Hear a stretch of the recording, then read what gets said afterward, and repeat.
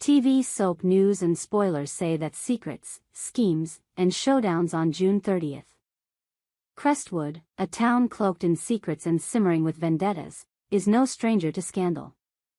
But on the sweltering evening of June 30th, the air was thick with a different kind of tension, one that promised to unravel lives and shatter alliances. Beyond the Gates, the pulse-pounding saga that has captivated audiences, delivered a night of high-stakes drama, where betrayal, ambition, and raw emotion collided in a spectacle that left the town reeling. From a near-fatal ambush at Joey's casino to a venomous confrontation in Ted's office, the events of that night will echo through Crestwood's gilded corridors for years to come. Buckle up as we dive into the full, unfiltered story of what unfolded, where no secret stays buried and no grudge goes unanswered. Joey's casino, a glittering den of vice on the edge of Crestwood, was a place where fortunes were won and lost, and where the town's darkest deals were struck under the guise of clinking slot machines and smoky backrooms. On June 30th, it became the stage for a chilling act of betrayal that nearly claimed a life. Randy Parker, a man whose weathered face and steely eyes belied a history of violence, had one goal that night: to silence Kenneth Walsh for good. The story traced back 2 years to a night that haunted Crestwood's underbelly, a night Martin Richardson, a cunning power broker with a silver tongue and a closet full of skeletons, would pay any price to keep buried. Martin, a man who thrived on control, had lured Kenneth to the casino with a promise of $100,000 in cash, a bribe to ensure Kenneth's silence about that fateful evening. What happened 2 years ago remained shrouded in mystery, but whispers spoke of a deal gone wrong, a betrayal that left blood on someone's hands. Kenneth, a former player in Crestwood's high-stakes game of power, knew too much, and Martin was determined to keep him quiet. The casino's neon lights cast a garish glow over the scene as Randy, Martin's hired muscle, waited in the shadows of the VIP lounge. Kenneth, unaware of the trap, arrived with the swagger of a man who thought he held all the cards. He was no saint, his past was littered with shady deals and broken promises, but he wasn't prepared for the cold glint of Randy's knife or the malice in his eyes. As Kenneth reached for the briefcase Martin had promised, Randy struck, his blade flashing in the dim light. The attack was swift, brutal, and nearly fatal, but a security guard's timely intervention saved Kenneth's life, leaving him bloodied but breathing. The casino erupted into chaos, with patrons scattering and dealers diving for cover. Randy slipped into the night, his mission incomplete but his message clear: Martin's secrets were worth killing for. Kenneth, battered and enraged, vowed retribution, his loyalty to Martin's cause shattered. Whether Kenneth had officially stepped away from Crestwood's dangerous game was irrelevant, his survival meant Martin's secret was no longer safe. The question now was who would spill it first, and at what cost. In the tangled web of Crestwood's power struggles, 2 unlikely figures emerged as potential catalysts: Smitty and Jacob, a pair of rogues with their own agendas. Smitty, a wiry bartender at Joey's casino with a knack for overhearing the wrong conversations, had caught wind of Martin's deal with Kenneth. His sharp ears and sharper tongue made him a dangerous variable, one who could either profit from the secret or destroy it entirely.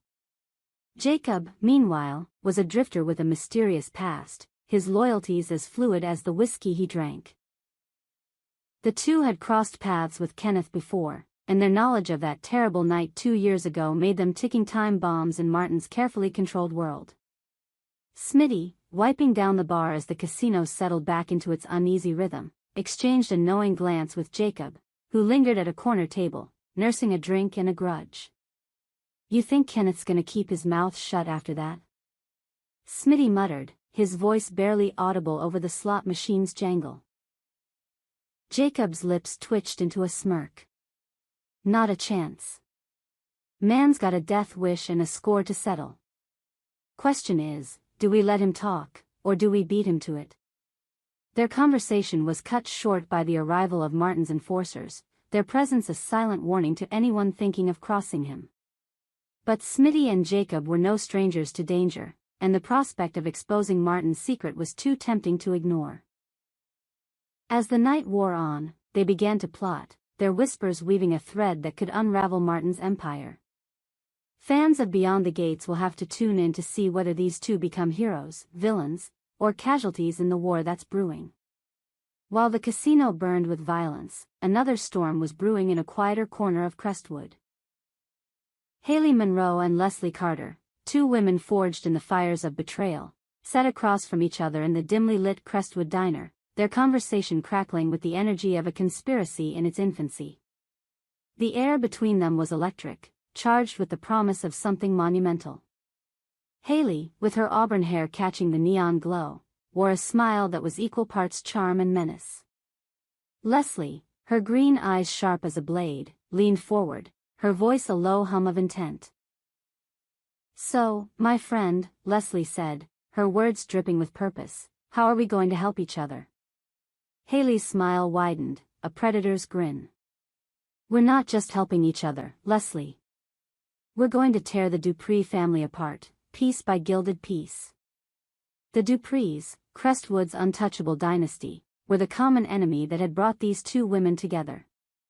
Haley's grudge stemmed from her father's ruin, a contractor crushed by the family's ruthless tactics. Leslie, once a trusted ally of the Dupree matriarch, Evelyn, had been cast out after a fabricated scandal, her reputation left in tatters. Their shared hatred was a bond stronger than friendship, a pact sealed in the shadows of their mutual pain. Their plan was bold, even reckless. The Duprees' latest venture, a multi-million-dollar resort project, was the key to their downfall. Haley had uncovered whispers of forged permits and bribed officials, while Leslie's insider knowledge of the family's operations gave them a map to its vulnerabilities. They spoke of infiltrating the Duprees' upcoming gala at Crestwood Manor, a glittering event where the town's elite would mingle with investors. Haley would work the room, her charm loosening lips, while Leslie, under an alias, would slip into the manor's private study to steal incriminating documents. The plan was a tightrope walk over a pit of vipers, but the thrill of it set their blood on fire. As the diner's jukebox crooned a mournful tune, Haley and Leslie mapped out their next steps, their voices a symphony of ambition and revenge. They knew the risks. Evelyn Dupree was no fool, her eyes missing nothing. One wrong move could expose them, leaving them at the mercy of a family that showed none. But retreat was not in their nature. They were warriors in a war of their own making, and the Duprees would soon learn the cost of crossing them. Across town, in the sleek, glass-walled office of Ted Harrington, Crestwood's most powerful attorney, another drama unfolded with the intensity of a wildfire. Eva Martinez and Cat Dupree, two women whose animosity could ignite the air, faced off in a confrontation that was as personal as it was explosive. Eva, a former assistant to Ted, had clawed her way up from nothing, her ambition matched only by her disdain for Cat, the spoiled heiress of the Dupree family. Cat, with her designer heels and imperious smirk, embodied everything Eva despised: privilege without merit, power without accountability. The argument erupted in Ted's office, a space of polished mahogany and leather-bound books, where deals were struck and futures decided. Eva, her dark eyes blazing, didn't hold back. "You're a selfish, spoiled bitch," she spat, her voice trembling with years of pent-up resentment. "You think the world owes you because of your last name, but you're nothing without it." Cat, unfazed, leaned against Ted's desk, her blonde hair catching the light like a halo she didn't deserve. "That's the best you can do?" she shot back, her tone dripping with condescension. "You're just jealous because you'll never be me." The exchange was a masterclass in venom, each word a dagger aimed at the other's heart. The confrontation wasn't just personal, it was professional. Eva had once held Cat's position as Ted's right hand, a role that demanded intelligence and grit. Cat, newly installed in the job, was struggling to fill Eva's shoes, and Ted had tasked Eva with training her replacement. The irony was bitter. Eva, who had been pushed out to make way for Cat, was now forced to teach her the ropes, a humiliation neither woman could stomach. Their clash was interrupted by Ted himself, his presence a cold bucket of water on their fire. "Enough," he barked, his voice cutting through the tension. "You're both here to do a job, not tear each other apart. Get it together, or you're both out." The warning hung in the air, but the damage was done. Eva and Cat's feud was far from over, and their rivalry promised to spill over into Crestwood's power struggles. Was Cat's appointment a calculated move by Ted to keep the Duprees in check, or was Eva's return a sign of his faith in her? The answers lay in the weeks ahead, where their battle would play out in boardrooms and backrooms alike. As June 30th faded into the early hours of July 1st, Crestwood buzzed with the aftershocks of the night's events. Randy's failed assassination attempt had left Kenneth a dangerous loose end, his knowledge of Martin's secret a threat to the town's delicate balance of power. Smitty and Jacob, with their own plans brewing, were poised to tip the scales, their loyalties as unpredictable as the summer storms that swept through Crestwood. Haley and Leslie, their conspiracy taking shape, were on a collision course with the Duprees, their audacious scheme a spark that could ignite a revolution. And in Ted's office, Eva and Cat's feud promised to reshape the town's legal and social landscape.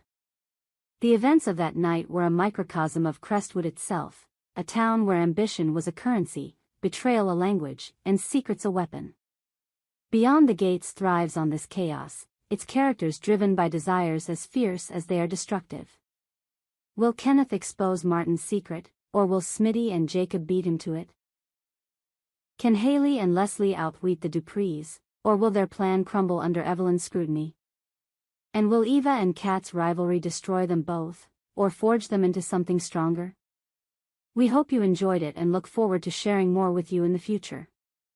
Don't forget to like, comment, and subscribe TV soap news and spoilers for more updates on Beyond the Gates.